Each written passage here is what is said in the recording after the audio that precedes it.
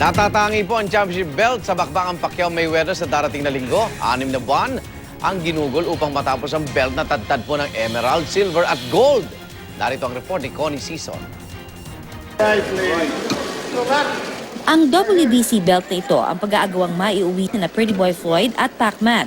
Mayroon itong mahigit sa 3,000 bato ng emerald, silver at gold at gawa rin ito sa Ferrari leather.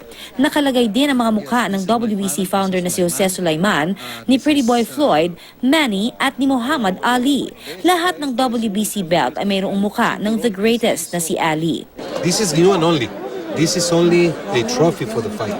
This is a trophy for the winner. He will take it home. 20 artists ang nagtulong-tulong gumawa ng WBC belt sa loob ng 6 na buwan. Malalaman natin kung sino nga ba kay Floyd Mayweather Jr. o kay Manny Pacquiao ang mag-uuwi ng WBC belt na ito, na talaga namang sinasabing hindi masasabi ang halaga ng dahil na rin sa nag-iisa ito at tanging ang mananalo ang mismong mag-uuwi ng WBC belt na ito. Handa na rin ang ticket sa laban ni Manny at Floyd kontra sa pamimeke. Bukod sa laminated, may barcode din ito para siguradong di makokopya. Samantala, full support naman ang panganay na anak ni Manny na si Jimwell sa kanyang daddy. Kinakabahan ng konti, pero I have faith in my dad that he's gonna win and that he's gonna be safe. Before the fight, we always pray for him.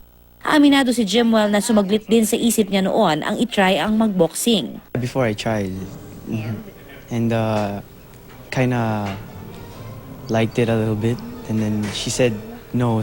Ang importante anya, manalo o matalo, buo ang suporta ng kanilang pamilya sa kanyang daddy Manny.